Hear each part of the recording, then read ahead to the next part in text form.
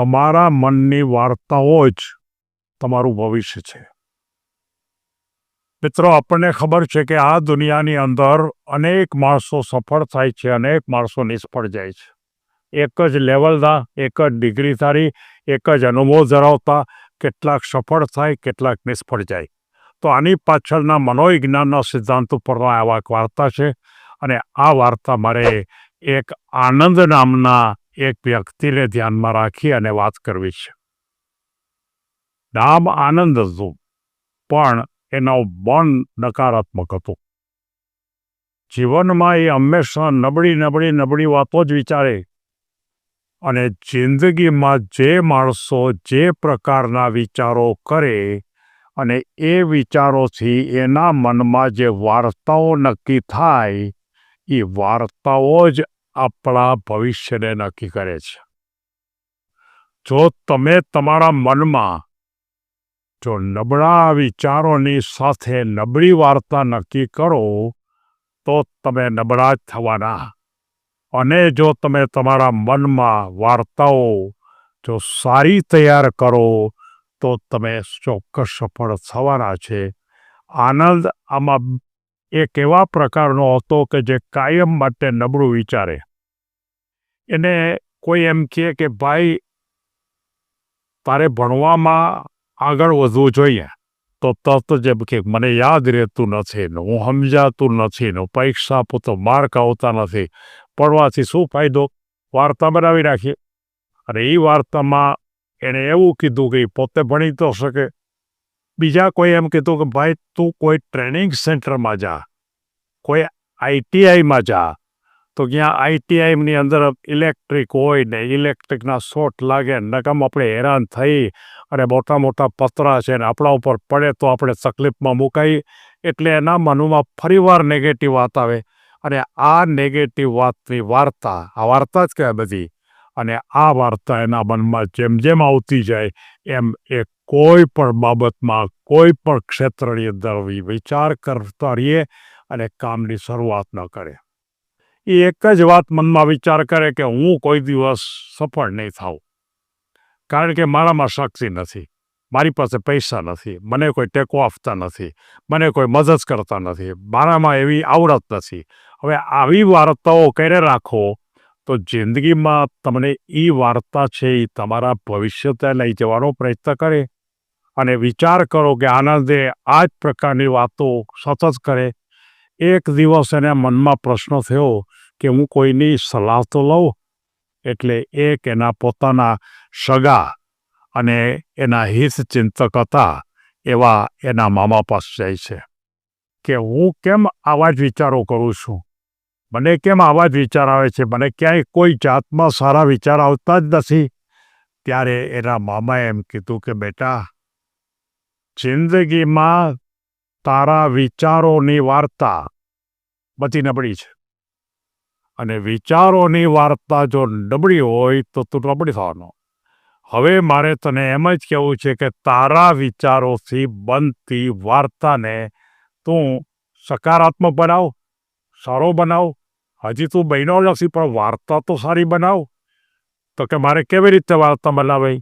તો કે તું એમ નક્કી કર કે મેં આજે ફેક્ટરીની શરૂઆત કરી છે, એના માટે પૂરેપૂરો પ્લાન કર્યો છે, મારા 4-5 મિત્રોને મેં બોલાવ્યા છે, એની સાથે ચર્ચા કરી છે, એ બધાને મેં ભાગીદારીમાં લીધા, અને ભાગીદારી લઈને એક મોટો બિઝનેસ શરૂ કરું છું. કામ ખૂબ આગળ હાલે છે, અને મને પોતાને સફળતા મળતી જાય છે. જેને આપણે એમ પણ કહી શકાય કાલ્પનિક ઘોડા, કલ્પનાની વાતો. અને એ કલ્પનાની વાતો તો સારું કરો, વાસ્તવમાં તમને એ જ મળશે કે જે તમે કાલ્પનિક વાતો કરી હશે મનમાં. એટલે કે તમારા મનમાં જો એક જ પ્રકારની ભૂમિકા છે, એક જ પ્રકારે તમારે રહેશો કે તમે સારી વાર્તાઓ બનાવો. અને જો સારી વાર્તાઓ બની ગઈ, આજે તો મને એમ થાય છે કે હું કદાચ મને સોંપવું આવ્યું કે હું મોટો બિઝનેસમેન બની ગયો. જેને આપણે એમ કહી શકાય કે આ તર્ક છે ને, એ એવા તર્ક છે કે જે ખરેખર ખોટા છે.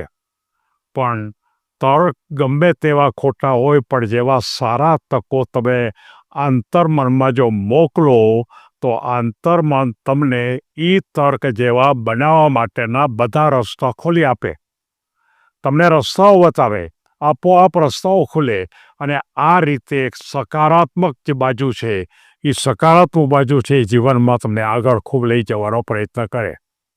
આનંદના મનમાં થયું કે વાત તો સાચી છે. મેં આજ સુધી માત્ર ને માત્ર નબળું જ વિચાર્યું છે. મિત્રો, આવા આનંદ આ દુનિયામાં મેં અનેક જોયા છે અને વધારે સંખ્યા મેં આનંદ એવા યુવાનો જોયા છે. એ મનમાં એમ જ વિચાર કરે કે મારે કોઈ અનુકૂળતા નથી ને મને કોઈ સગવડતા આપતા નથી, મારી પાસે પૈસા નથી, હું કેમ કામ કરી શકું, મારે કેમ આગળ વધવું.